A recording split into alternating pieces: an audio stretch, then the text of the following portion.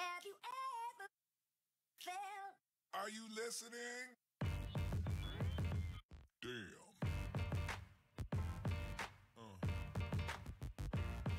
Yeah.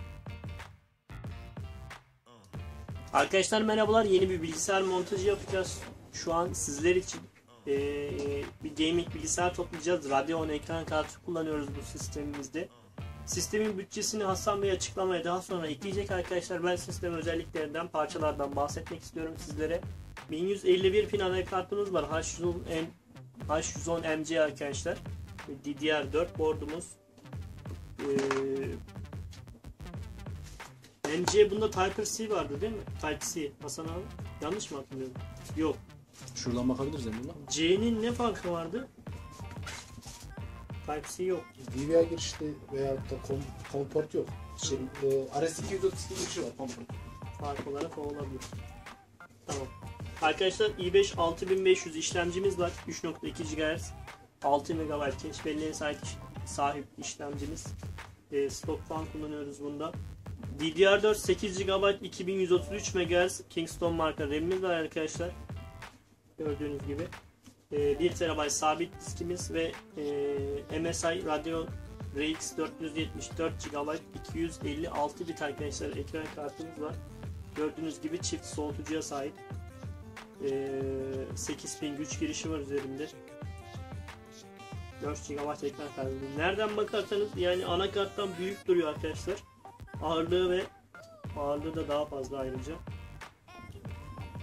Bu anakarta neden bu ekran kartı diye soran arkadaşlar olabilir. Kullanacak arkadaş anakarta küçük tutup ekran kartına yönelmeyi tercih etmiş olabilir arkadaşlar. Tamamen müşteri tercihi.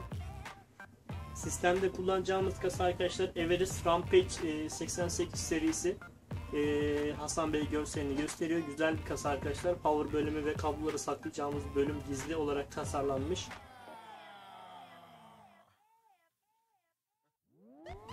Biz parçaları birleştirdik zaten arkadaşlar. Sistem gördüğünüz gibi. Bu sistemin montajına geçiyoruz şimdi. İyi seyirler diliyorum sizlere.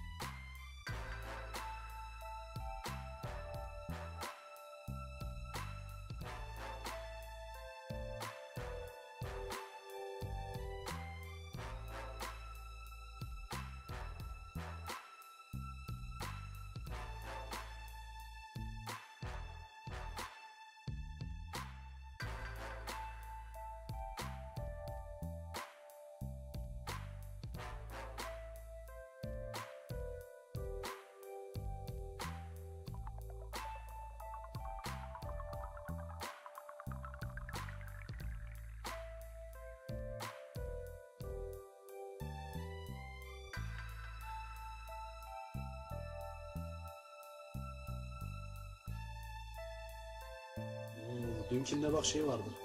Ne? 1050 Ti vardı. Şimdi RX oldu. Ya RX 470 oldu. Abi fiyatlar çok pahalı. Geçin. Acayip. Az önce çocuk bir ekran kartı sordu. 1060 6 GB 192 bit. 1,5 falan fiyat çıkıyor. Ya 1000 liraya almıyor dolar çıkmadan.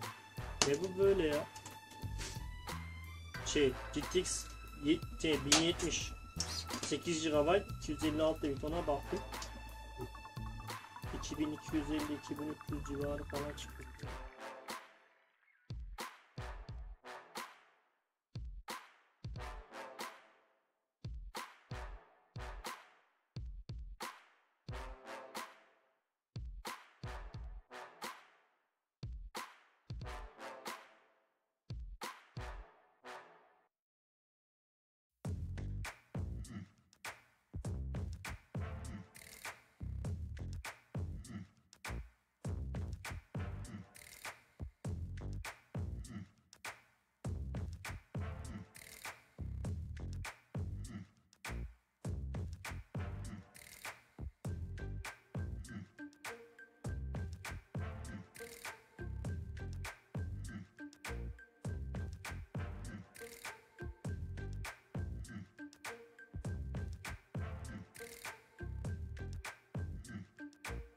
Çocuklar diyorsun ya, bazı arkadaşlar zoruna gidiyor ya. Arkadaşlar bilmiyorum. Yani çocuklar demeyelim de Çocuklar benim gözümde böyle sevimli, sevecen, delikanlı.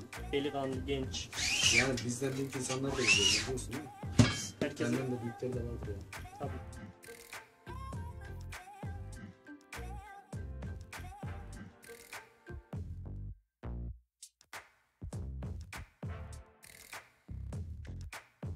Puzzle'ımızın en değerli parçasını şu an itibariyle takıyoruz arkadaşlar. Hasan abi, ekran kartı anakarttan büyük, fark ettin mi? Evet. Niye? Ekran kartı daha pahalı da onun için. Hani bir tabir var ya,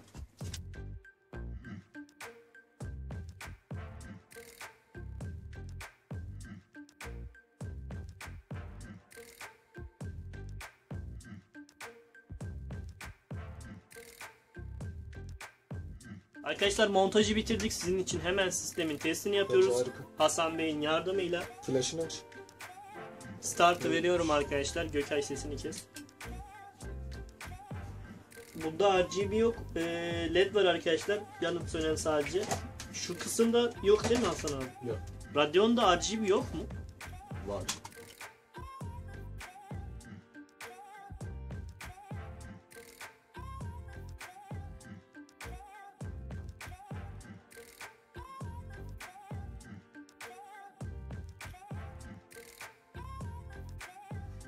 Arkadaşlar montajı bitirdik. Gördüğünüz gibi şu an sistemimiz hazır. Sorunsuz bir şekilde çalışıyor. Bu tarafa çekmiş miydin Hasan abi? Kayıt aldın mı böyle? Harika. Bir de arkadaşlar çeviriciyi soruyorlar da. Bunu bir açıklarsın. Arkadaşlar HDMI VGA çevirici kullanıyorum burada. S-Link marka HVS14 modeli. Benim monitörüm HDMI olmadığı için arkadaşlar bu çeviriciyi kullanmak zorundayım görüntü almak için. Ekran kartının HDMI çıkışından VGA'ya çevirmeme yarıyor arkadaşlar. Görüntüyü monitöre aktarmak için. Eğer HDMI monitörünüz yoksa bu tarz çeviriciler kullanmanız gerekiyor arkadaşlar. Zaten HDMI monitörün varsa sıkıntı yok. Benim Benim- şöyle bir şey Tabii. var, onda sözünü böldüm, özür diliyorum. HDMI'dan analogu alıyoruz da analogdan HDMI alamayız. Onu da açıklar Aynen. istedim. VGA'yı HDMI'ye çeviremeyiz. Ama HDMI'yi VGA'ya çevirebiliyoruz arkadaşlar. Çözünürlüğü düşüyor. Yani Onu söyleyelim sizlere. HDMI'yi VGA'ya çevirdiğinizde Full HD bir görüntü kalitesiyle görüntü alamıyorsunuz. Zaten çözünürlük ayarlarında da bunu fark edeceksinizdir. Ama bu ekran kartının çıkışına direkt olarak HDMI bir monitör bağladığınızda Full HD olarak hatta çözünürlük 2K yani 4K monitöre 2K, bağlı 4K olarak tamam. görüntü alınabiliyor. Aynen arkadaşlar. Bu bilgiyi de aktarmış olalım. Söylemek istediğimiz başka bir şey var mı Hasan abi? Dünkü sisteme nazaran daha iyi oldu sanki bu. Biraz daha düşük bütçelidir bu sistem. Daha mı düşük? Dün 3500 civarı. 3500 civarı. Bu da yaklaşık bir 500-600 TL fark edecektir. İşlemci 6700'den 6500'e çekildi. Ekran kartı da 1050'den 470'e çekildi. Anladım. Teşekkür ederiz. Arkadaşlar videoyu sonlandırıyoruz. Beğenip yorum atmayı unutmayın. Yeni montaj videolarında görüşmek üzere. Hoşçakalın.